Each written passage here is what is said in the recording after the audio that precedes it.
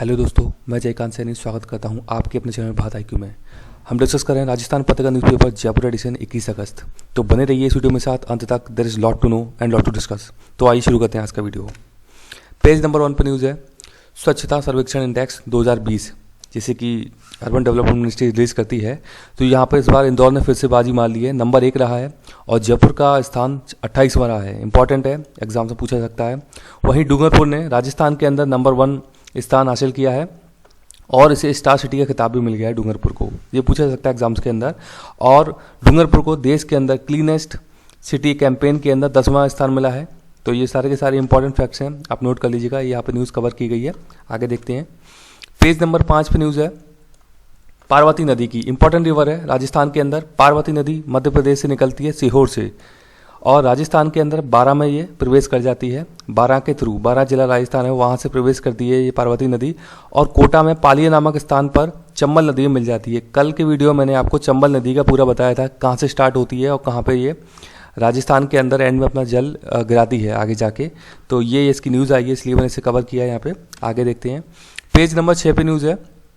ये एक्चुअली जो political parties अपना चंदा लेती हैं उसमें ट्रांसपेरेंसी की बात कर रहे हैं यहाँ पे। तो इसमें ये फैक्ट्स नहीं है इस आर्टिकल के अंदर, लेकिन मैं अलग से आपको बता रहा हूँ कि अभी इलेक्ट्रल बॉन्ड 2018 के अंदर नोटिफाई किया गया था। ये बॉन्ड इसलिए लाया गया था ताकि कि ट्रांसपेरेंसी आ सके। जो पॉलिटिकल पार्टीज को चंदा दिया जाता है उसके लिए ट्रांसपेरेंसी लाई जा सके। तो इसलिए इलेक्ट्रल बॉन्ड को 2018 में लाया गया था। इसमें क्या होता है कि ये बॉन्ड्स SBI से आप कोई भी व्यक्ति से खरीद सकता है और ये बॉन्ड्स आप अगर उनको अपना KYC देते हैं तब आपको ये बॉन्ड्स मिल जाते हैं। और ये 1000 से लेके और 1 करोड़ तक मिल सकते हैं आपको ये बॉन्ड। 1000, 1 लाख, 10 लाख, 1 करोड़ तक। तो आप इस तरीके से पॉलिटिकल पार्टीज़ को चंदा दे सकते हैं। तो ये एक तरीका ईजाद किया गया था 2018 में ताकि पॉलिटिकल पार्टी चंदा प्राप्त कर सकें। ये ट्रांसपेरेंसी लाने के लिए किया गया था, लेकिन ये सफल नहीं हो पाया है। अभी भी काफ़ी धांधली चल रही है पॉलिटिकल पार्टीज में चंदा को लेकर के। तो इस पर इसमें डिस्कशन किया जा रहा है।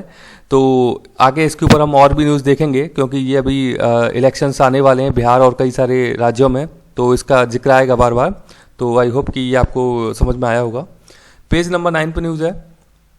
ये न्यूज़ बात कर रही है कोरोना से रिलेटेड।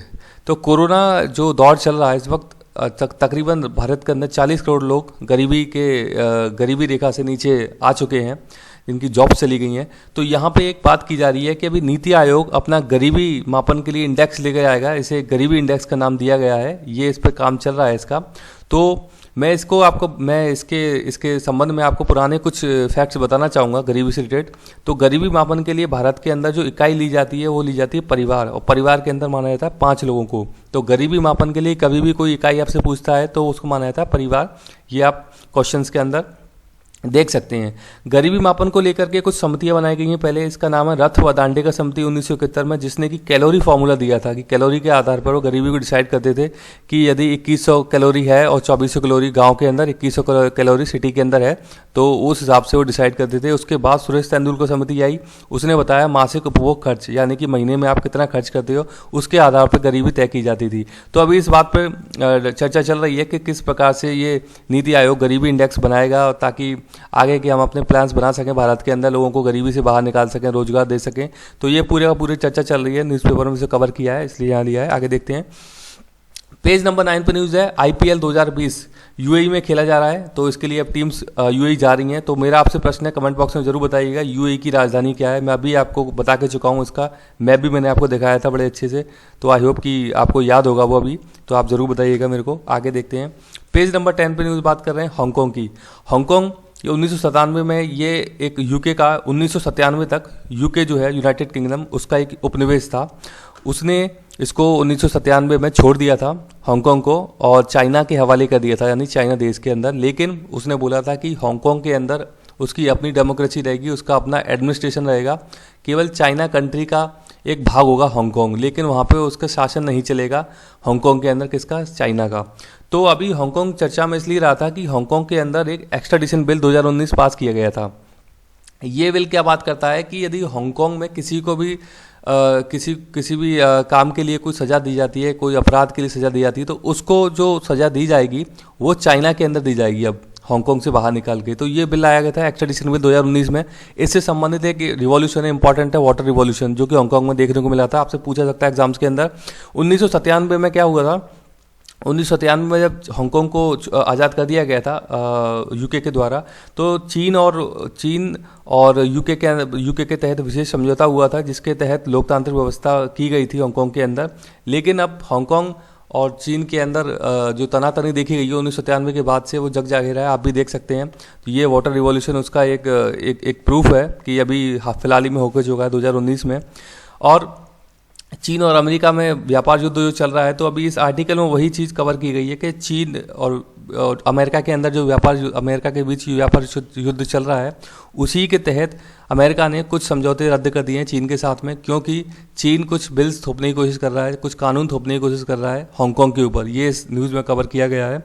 तो ये पूरा का पूरा मुद्दा चर्चा में रहा है। मैं एक और चीज़ बता दूं आपकी, मैं आपको अभी जियोग्राफिकल मैप दिखाऊंगा आगे। पर्ल रिवर बहुत ही इंपॉर्टेंट है, हांगकांग के अंदर है, जो कि इस वाटर रिवॉल्यूशन के दौरान चर्चा में रही है। आगे देखते हैं हम। ये है आपका हांगकांग, ये पूरा का पूरा चाइना देश है, और यहाँ पे मकाओ, ये भी चाइना का भाग ही है। तो ये हांगकांग और मकाओ दोनों के दोनों सी से कनेक्टेड हैं, इसीलिए इसको उपनिवेश बनाया था यूके ने, ताकि वो लोग अपना व्यापार अच्छे से कर सकें, दोनों के दोनों ये जो एरियाज़ हैं। तो इसलिए हांगकांग पे उन्होंने अपना कब्जा किया था।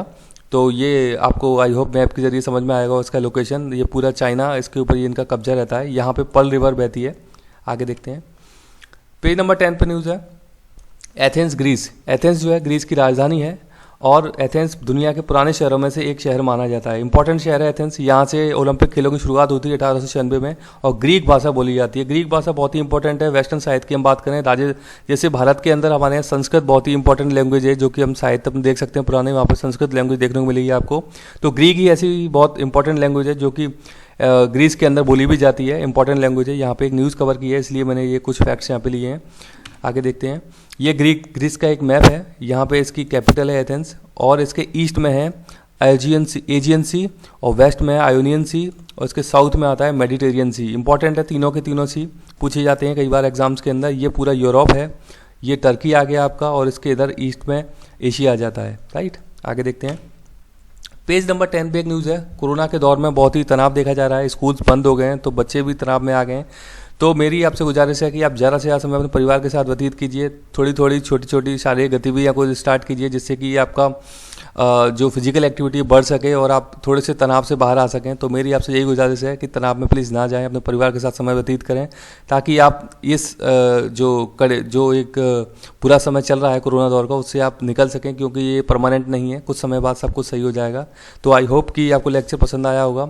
लेक्चर पसंद आया तो please like, share and subscribe, ताकि ज़्यादा से ज़्यादा लोगों तक मेरी ये वीडियो पहुँच सके, उसका उनको लाभ मिल सके। इसी के साथ धन्यवाद।